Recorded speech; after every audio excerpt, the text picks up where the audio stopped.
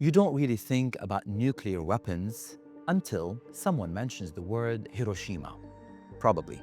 And you realize that 140,000 people died before most of them understood what had happened. Then for a second, nuclear war stops being theoretical. And then for a second, everything else feels small. I'm Joe Khawli. 2 decades ago, I was a young correspondent in Beirut covering war with a mic in one hand and fear in the other.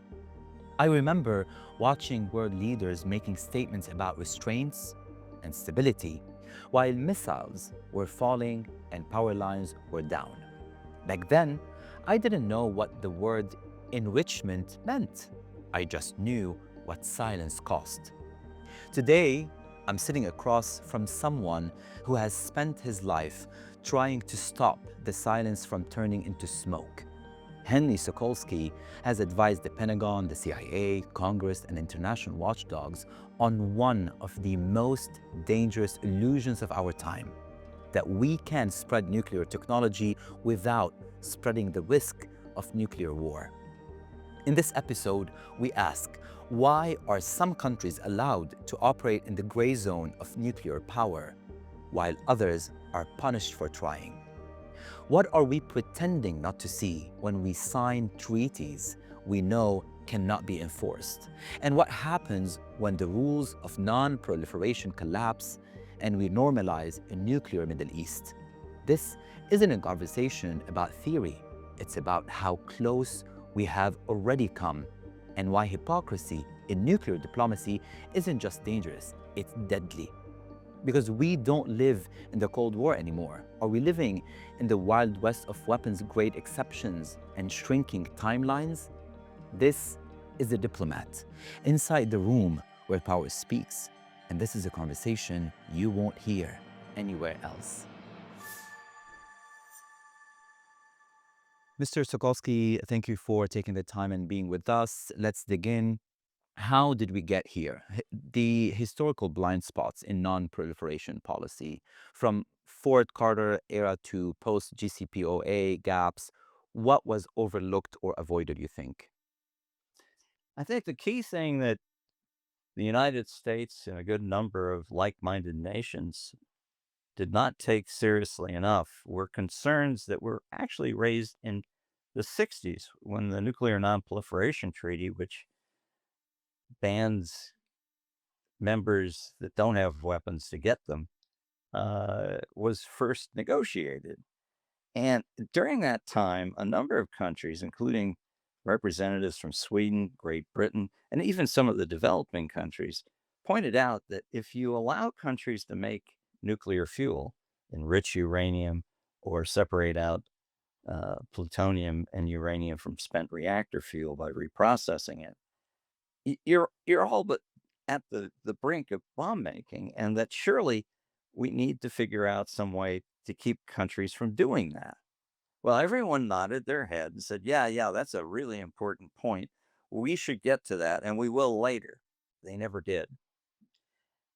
Instead, there was a promotion of quote unquote peaceful nuclear energy that was put into the treaty, Article 4, that pretty much gave everyone an inalienable right, as if it was from the Declaration of Independence from 1776, to all forms of peaceful nuclear energy.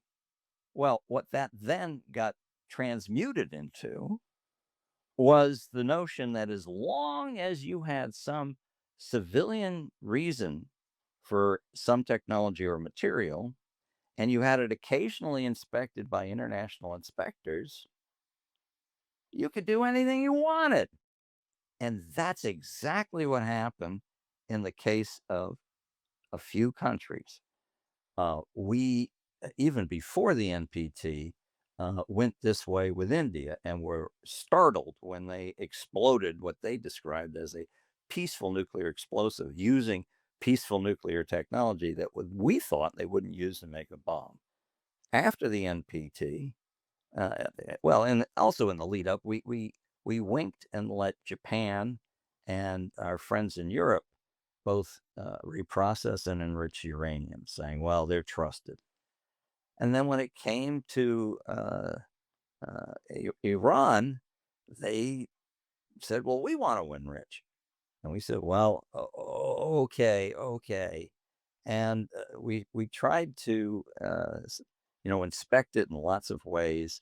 But here's the problem. The folks back in the 60s got it right. When you have separated plutonium and enriched uranium, much less highly enriched uranium, you are so close to being able to make a bomb that you can't detect a military diversion with enough time to intervene to prevent the completion of the project and the resultant of there being a bomb being built. It's too little time.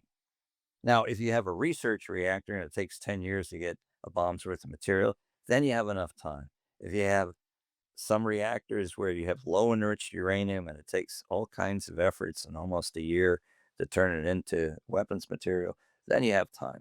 But not when you're making nuclear fuel. So how did we get here? One of the key ways we got here was not reading the Nuclear Nonproliferation Treaty, interpreting it the way some people wanted it to be interpreted back in the 60s to preclude activities that bring you to the brink of bomb making.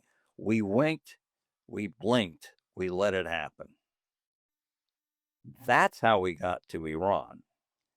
And we tried to convince ourselves, oh well, if we send in enough inspectors frequently enough, that'll keep us safe. In a lot of ways, that is dead wrong. First of all, you can incrementally divert stuff without inspectors knowing, and you can abruptly divert it and get to a bomb before anyone will be able to do much about it. Finally, more important, when a country like Iran wants to get a bomb, they can use the civil safeguarded activities as a cover to create lots of intelligence noise for acquiring lots of things that are going to be used to make a bomb rather than electricity. This cover, we would like to know how enrichment and reprocessing slipped into that legitimacy under civilian cover that you just mentioned. Well, the argument was that in the case of reprocessing, and we're revisiting this in the United States and a number of other places, oh, well, we would like to get the fuel value out of the spent fuel that remains, and it'll be more efficient. And besides, if we keep stripping things out chemically, it'll make the waste product and management of the waste product easier. Turns out none of this is technically true. Uh, when you reprocess, you contaminate an awful lot of things in addition to what it is that you want to get out. And you end up having a bigger mess. It's kind of like cleaning tar with white cloths. Yeah, all the cloth gets dirty, and what you have when you clean up something that messy, or in this case radioactive, is more radioactive waste. In addition, we have plenty of uranium in the world. If anything, they keep discovering it. So it's not economical to strip this stuff out. In the case of enrichment, the argument was, well, we want to be fuel independent. We want to have a secure supply. We want to make sure that we aren't hostage to someone else for producing our nuclear electricity. This is nonsense. The number of people at Bushehr right now who are Russian, 200. How long have they been operating that plant? Over a decade. What does that tell you? The idea that you can be independent with regard to nuclear fuels and nuclear facilities is a pipe dream. Even the United States is dependent on Russia still for some of its uranium, to say nothing of Canada and Australia, Kazakhstan. Uh, every country that has nuclear power has dependencies on someone else. So that seems kind of silly as well, because it's not very economical to make your own nuclear fuel by enriching it. It's a lot cheaper to have somebody else do it for you. So we talked about the normalization of the dual use technology with like military or nuclear or civilian. If we're going to talk about the role of strategic exceptions, India, Israel, and others, who get a pass and why? Because you mentioned how we let inspections or we didn't let inspections years ago. Today, who get this pass and why? Well, I think you put your finger on the embarrassing and awkward point. The United States has favorites, and and, and to a lesser extent, I suppose Western Europe does too. I think Germany is very sympathetic to Israel in general about very militarily sensitive transfers. We are. Uh, there you go. In the case of Japan, pretty much the same story. In the case of Europe, the argument was, well, Euratom, which is a collection of European nations, can be trusted to do its own inspections. And besides, we want to back the European Union. Now, that's a long time ago, but we did. And so we thought, oh, well, this will help create a common market. And so we'll let them go ahead with it. But it doesn't make a whole lot of sense anymore to let other countries enjoy this exception. And when it comes to reprocessing, pretty much that particular way of going, the fuel reactors died. Now we're trying to revive it. I don't know why, but we are. Uh, but the enrichment, I'm afraid we've now let Pakistan, India, Iran, certainly Japan, some European nations do it. And I wonder if we're going to let others. If we want to have a future where we don't have countries like North Korea and Iran exploiting civil nuclear technology to make bombs, we better change and tighten up the rules. There is, I'm going to be very candid, and I'm pretty sure you've seen some of those clips, whether it's from uh, uh, Americans, civilians, or political experts, asking this question. Iran reached a point, abiding or not abiding by with the inspections rules, but they're saying Israel did not sign a treaty and doesn't allow inspections. What do you respond to that? Well, they got a point. I think fighting this is a mistake. I think one of the strengths of the Iranian argument is how can it be that a country that never signed up to any of the rules is now being credited with enforcing them without having to pay a price themselves for becoming a weapon state without letting anybody kind of know, explicitly admitting it. It's an awkward point. It's got to stick in the craw of, a fair number of other countries. I think that's the reason why, at a minimum going forward, we kind of have to treat folks that don't have nuclear weapons the same. Now, I don't know how much you can go backwards. I've written on this with my mentor, Victor Galinsky. It could be that we have to say the Indias, the Pakistans, the Israels are members of the NPT, but not in full standing, obviously. They need to walk back over time uh, their possession of nuclear weapons. Now, how realistic is that? Uh, Sounds pretty woolly headed to me. The only thing that sounds less realistic is thinking that if you don't do that, somehow everything will be fine. For the reason you point out, people watch what other people do, and hypocrisy doesn't sell well. Hypocrisy doesn't Does sell not well. does not sell well. And I think we keep as as self-governing entities like the United States. There's so many compromises that we have to make to run our country. Perhaps we get a little jaded on that point, but consistency on certain things really matters. Not on everything. On this, it does as well. And So I if think hypocrisy doesn't sell well, is there a way out or are we past it? Like, so the breakthrough timelines and the illusion of control, when months away becomes the permanent state of diplomacy, what are we dealing with? I think what you're dealing with is what I describe as a nuclear 1914, where you sort of know who your enemies are and you sort of know who your friends are, but you don't know how much your friends are going to back you, and you don't know how lethal or deadly your enemies are. That's what created the combustible situation of World War One, which some people argue more or less continued for 70 more years in the Second and Cold War, which were they simply continuations of the disputes raised at the First World War that weren't resolved. Now, eh, you do not want that.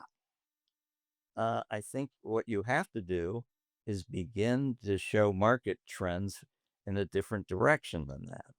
In other words, don't leap to zero in one fell swoop. I'm not sure maybe you'll ever get to zero, but go in the direction of saying, okay, we're going to tighten the rules. At a minimum, you can't leave the NPT, Nuclear Non-Proliferation Treaty, like North Korea did, uh, while you're in violation of it, and do so with impunity. When they did it in 2003, they left, nobody sanctioned them at all. We need to telegraph now in a country neutral way that any country that's found in violation, and that would now include Iran, if they leave, they got to come, they can't do so without being sanctioned. And the sanctions only stop when they come back into compliance. They might still be, able to leave, but they first have to come into compliance with their original obligations. It's like a contract. If you have a contract and you break it, you can't say, well, I decide I'm no longer bound by the contract. No, you have to execute the contract to ever get out of it. So you're talking about the limit of treaty-based restraints. Why safeguards don't always safeguard, and when inspections just delay? Well, that's a good point. That is a terrific question. I say that because it's a softball to me. Uh, my organization for 30 years has tried to promote ideas that were very clear in 1946 when we first tried to think about the control of atomic energy in what was called the Atchison Lilienthal report. And what they said then applies now, and we are ignoring what they said. What did they say? Safeguards are inspections that give you sufficient timely warning. That is to say, warning that sets off alarm bells sufficiently early that you can intervene and prevent the diversion, the military diversion, from being completed, resulting in a bomb. Well, what things might fit that? Well, I mentioned some. The small research reactors fueled with low enriched uranium can take 10 years before they can produce enough plutonium to make a bomb. Well, if you inspect that, you can probably tell over 10 years whether something's moving in the wrong direction and do something about it. In many countries that are not intent on getting a bomb, having a thermal reactor with low enriched uranium should allow you at least a year of warning before anyone who did a military diversion could actually make a bomb from the activities and materials associated with those machines. So you get a sense that some things are safeguardable. What aren't are things that by the time you discover there's been a diversion, they've all but got the bomb and you don't have enough time to do anything to prevent it. That is fuel making and the mere possession of separated plutonium and highly enriched uranium. I think, getting 60% is very close to weapons. And I've even heard people argue that you could make a bomb out of 60%. So that's a little too close for comfort. But under But the Rafael Grossi said that is not true. I mean, they're not close to creating a nuclear bomb. So are we right now, like, deterrence work in a multipolar nuclear club? And well, what happens when this deterrence yeah. is based on shaky intelligence? Well, with all due respect to Mr. Grossi, uh, you don't have to buy Israeli intelligence to think that an organization that explicitly uh, uh, stays away from nuclear weapons designs and nuclear weapons activities and is not even allowed to look at them in weapon states would really be in command of the intelligence on that. You kind of hope that they aren't, because if they are, then every other country that doesn't have a weapon would be privy to all sorts of weapons information. And so they're that's, for him to speak as if he's an authority on that, it doesn't sound right to me. And Who isn't, has the and authority if Rafael Grossi does?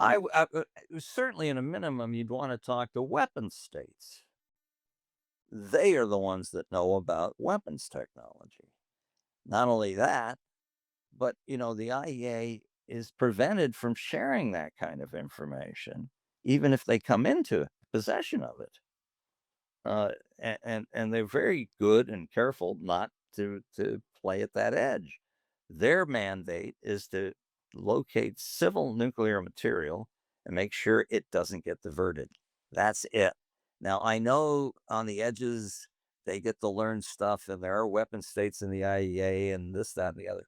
But strictly speaking, it's a bit of a contradiction to have them involved in that. And it's a problem.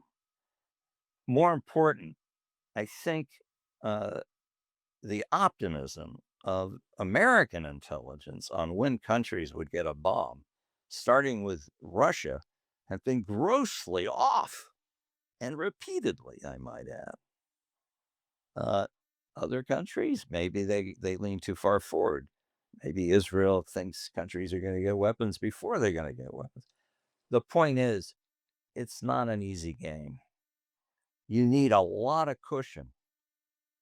You do not want to call it like you want to time the market when you do investment. You don't want to time the market. You don't want to time when someone's exactly in a bomb. You want to have an enormous cushion and call them early on any suspect activities. So there is this multipolar nuclear club now. We live in this world. What is the cost if there's no way out? Nuclear proliferation as a slow collapse scenario. What a normalized nuclear Middle East might look like in 10 years, since we are talking about negotiations with the Saudis and giving the Saudis something, giving other countries something. Oh, well, in the case of the Saudis, the favorite notion is to let them enrich uranium and make nuclear fuel, which would be a sort of a profound mislearning of whatever you might gather from the latest news headlines, where we have our Secretary of State saying, and I think correctly, enrichment is weaponization.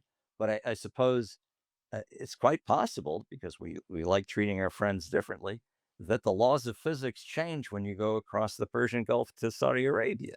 You can tell I'm not a big fan of that approach, but that is certainly something to watch carefully now. So Uh, how are we watching? Because there is the Saudi Arabia question. What percent are we setting? Are we setting a percent? And what's really being allowed? what do you mean percent? Like, what percentage of using uranium? What is allowed today with those Well, negotiations look, with the Saudis, the with the Trump?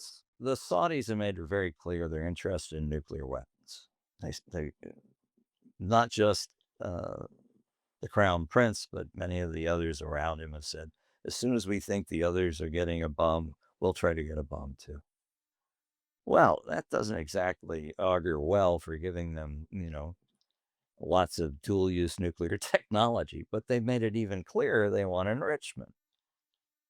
Well, if you go ahead with a deal like that with them, when you wouldn't do it with Iran, I mean, you pretty much, that that won't work. I mean, people will look at that and say, well, we all should have enrichment, and that's that. Uh, but Saudi Arabia shouldn't. Why? Because you can't really stay on top of that. I'm not even sure in Saudi Arabia's case you could stay on top of civil nuclear activities that are legitimate normally and safeguarded and safeguardable. Why? Because they could do the same thing Iran did. They used Bushehr in Iran to acquire all the things they needed to make weapons. And we found this out embarrassingly after it happened. It was very embarrassing. Now, it seems to me your question, though, goes to, uh, at a minimum, what should we do going forward? It seems to me, let's at least make withdrawal for folks that are in violation of the rules uh, clearly expensive, and tell them how expensive it will be before they do it. Second, yeah, I think we got to draw the lines between what's safeguardable and not much tighter. But And Trump that took means money. say again. Trump took money from the Saudis. There was so many deals and there was so many investments. And Well, one of those uh, conditions was, I guess, some sort of what is allowed in nuclear weapons for the Saudis. Am I right? well, I don't know, and I fear you might be. But here's the thing: we don't create governments to make deals. We don't need governments to make deals. Deals are made amongst private parties. We need governments to restrain certain deals that are dangerous. That's the reason why, part of the reason we have. So are you saying there is a price for ambiguity? Like what unclear enforcement standards by governments like the United States would raise the risk of regional arms race? Well, I think we're seeing it right now, according to some critics. I'm pretty sure they got a point. Let me lay it out. Here we have a country, Iran, that quote unquote followed the rules as were allowed by Japan and Europe. And now they're being quote unquote pressured and, in the case of Israel, militarily attacked, it is argued, because uh, they didn't follow the rules. It's interesting. The finding that they hadn't quite been open enough and they were in noncompliance with their safeguards obligations under the NPT agreement they signed. That decision in Vienna was followed less than 24 hours later by the Israeli bombardment of nuclear facilities. Uh, the Iranians would say, well, now, wait a minute. Uh, why should the Israelis be the ones enforcing anything? They're not even a member of the IEA or the NPT, and they have nuclear weapons. Moreover, why should the United States tell us to surrender? Why should the United States say we have to capitulate on something that we think is a right under the treaty when they have nuclear weapons and we don't? Uh, Seems like that's very unfair. Others will look at the situation and say, huh, it pays to have nuclear weapons. It seems like you can push people around. The other thing they could say is, look, the rules are so slack, you could follow them and at least become as nuclear weapons ready as Iran has. So it maybe what we need to do is keep the rules, as lax as they are, and enrich and reprocess, get these weapons materials put aside, and then we can break out, no penalty basically for withdrawing, and then we have weapons when we need it because apparently you needed to push people around. That is a formula for wild, wild west, and that is where we may be headed unless we push back on it. So the Wild Wild West, if this is how we continue, and if we continue down the current path, my last question to you, Mr. Sokolsky, if we continue to this down this path politically, diplomatically, and technically, what is one consequence you think we're still underestimating when it comes to nuclear proliferation? Well, there is a modern and an ancient omen. This is very negative. It may not turn out this way. Maybe someone will use nuclear weapons in anger and everyone will come to their senses and say, that was a mistake. We got to take care of this. And they will. That's one possibility. Or it may be that magically everyone deters everyone, unlike how things unfolded before World War I and World War II. By the way, everyone was supposed to deter everyone. World War I, World War II weren't supposed to happen. But maybe now, maybe somehow. Or two bad things to think about, one old, one new. New, there was a movie series I recommend, has no dialogue, called Mad Mad Max or Mad Mad Max. And it's a future after nuclear weapons have been used. And we go back to being, animals, basically. It's very bad.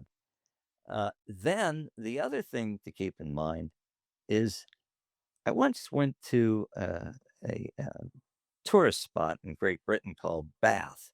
And you'll be stunned to hear Bath is named for the Roman baths. And you can go to the Roman baths. I did. They had a diorama of what Bath looked like when the Romans were in control. And they also showed a picture of Rome. It looked like downtown New York. The only thing missing were automobiles. But I know that they had discovered at the height of the Roman Empire how to make a steam engine work. Believe it or not, they figured that out. So had they lasted a little longer, it would have been exactly like New York. It didn't. And I think events like nuclear use that go bad, like Madman Max, can choke off an awful lot of high civilization. I think we need to remember that things can go wrong and badly for a very long time, and that we have a kind of a responsibility to avoid the worst and to have a safety margin on these kinds of events that's big, not narrow, big. Yeah. Anything you would like to say to world leaders to not repeat the same mistakes we have done in the past? What is your last message to them, since we are in deep talk about nuclear deals and nuclear proliferation and nuclear wars? Well, first of all, two things. It's very important to prevent proliferation and even more important to prevent use, because modern military science is moving us towards a world where threats of physically obliterating someone will not have to be relied upon anywhere near as much as they were from the 1940s forward uh, to disable and defeat and to deter other nations. We're seeing this in the case of Ukraine, where information, data, targeting, and the like have, been the coin of the realm. They did not use nuclear weapons. The Russians did not in that war. They should have by now, but they didn't, because they want to win and they want to hold on to the goods, if you will. To get to that future, we need to especially double down on preventing the spread and the use of nuclear weapons so we can get to this new military future. Second, when it comes to electricity, count the costs. Go with the cheapest, earliest answers to whatever it is you want. And my gut and all of the economic history I've read suggests that will not be nuclear power. Thank you for listening to The Diplomat. If you came into the conversation thinking non-proliferation is too technical to matter, good. That means you're paying attention now. You can follow the show on any platform, and if this conversation unsettled you just a little, share it. Send it to someone who still believes that diplomacy isn't about grand statements. It's about the red lines we choose to see or not. Every week, I sit down with people who have lived inside the contradictions, who understand that power often speaks loudest when the world isn't listening. Because language isn't just how we talk about weapons, it's how weapons get permission to exist. This is The Diplomat, inside the room where power speaks, and this is a conversation you won't hear anywhere else.